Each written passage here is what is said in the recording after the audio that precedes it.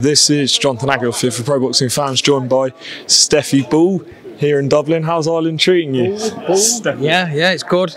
Nice. The pronunciation right. Yeah. Nice to be here. Very excited event. So yeah, looking forward to it. What a great fight you've made for Terri against Cecilia Brækhus. Yeah. How did the fight come about? Just like, to be totally frank, when we were pushing for Natasha fight and it weren't materialising, then just basically asked Eddie straight up, the next best fight for Terri would be Cecilia Brækhus. She's rated #1 in the division. Let's go straight into that if we can't make this. And just as simple as that. So Eddie, as always, you give him his due, he's always supported Terri, and he went out there and delivered the fight that we asked, and on this magnificent card now. So double bubble, as we'll call it in Yorkshire, double bubble. What are you expecting from Cecilia? She's obviously a veteran of the sport, but has the experience. So what challenges does she present to Terri? Size, obviously. Terri's only had one fight in this division, where Cecilia's all her career she's been a big welterweight.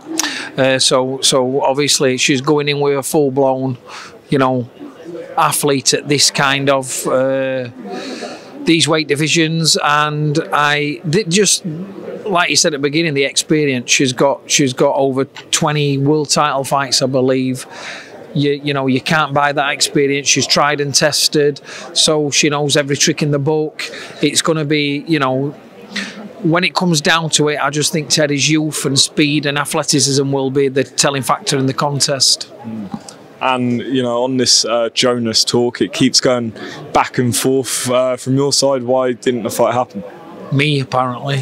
So I've stopped the fight. Maybe I should stop having people like me pest you. But yeah, it is what it is, isn't it? You can't. We're fighting Cecilia Brækhus, and that's all that's on his mind. Anything else is just, blinkers on, head in gear, and we're out here concentrating on Cecilia Brækhus now.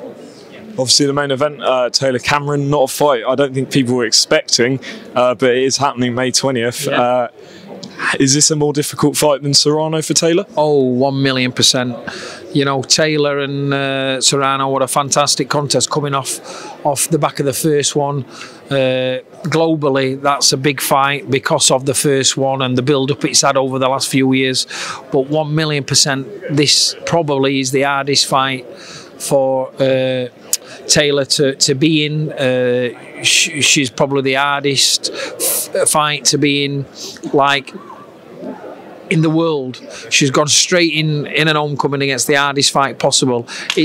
It's a proper 50-50 fight, and Chantelle's got the youth. She's now experienced. She's undisputed herself. She's going to be flying high with confidence. It's a proper 50. This is a great fight. It's, hopefully Terri's on done and dusted, and I can sit down and watch it because it's going to be fantastic. Who wins? It's a pick and fight. It really is a pick and fight. And if anybody on the planet can beat Katie, it's Chantelle. And listen, Katie will know that. Katie will be up for this fight. It's a great fight, and all eyes are going to be on it in Ireland. It's all around the world. It's going to be a massive occasion, and if there's anybody can do it, it's Chantelle, definitely. Now, just moving on to Maxi Hughes, who you manage. Obviously, reports going around that he's going to fight George Kambosos Jr. in Australia. Can you confirm? Maxi will be announced soon. He's in a big fight. Terms have been agreed, contracts have been signed, and it's a very exciting opportunity for him. So you're not going to tell me the name? Not really, no. Fair enough. Had to push. Just moving on to the heavyweights, Fury and Usyk. Seems like hopefully it'll happen. We don't know what's going on, but Frank Warren put something out saying big news is coming.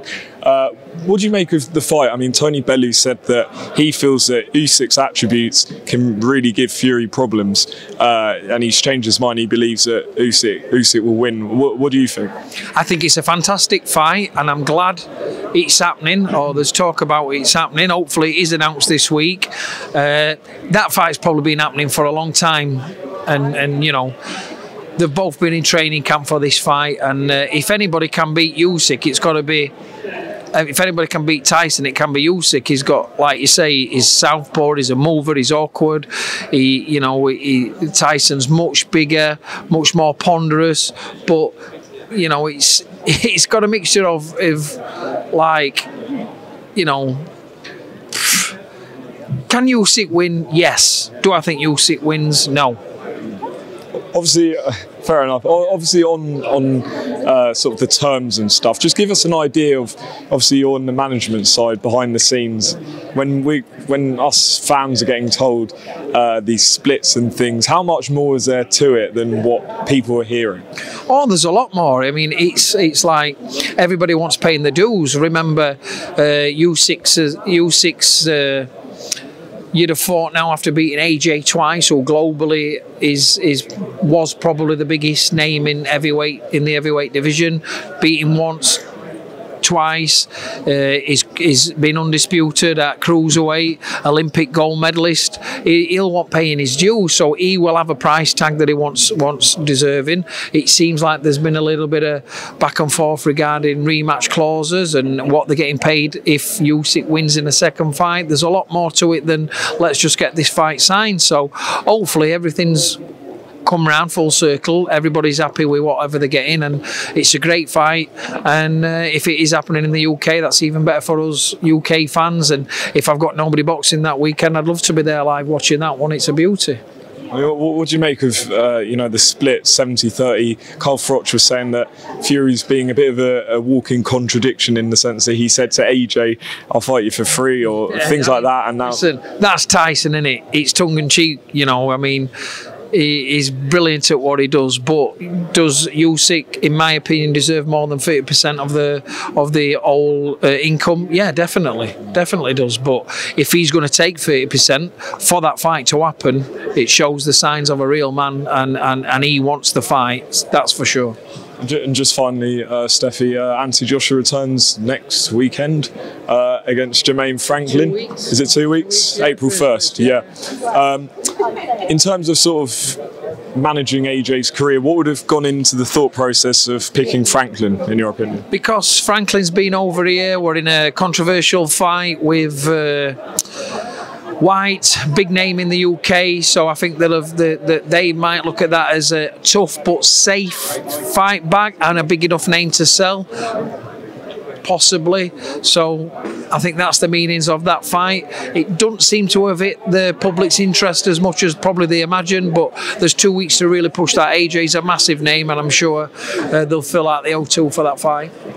Right, Stefy, thanks for your time, and best of luck May 20th. Cheers.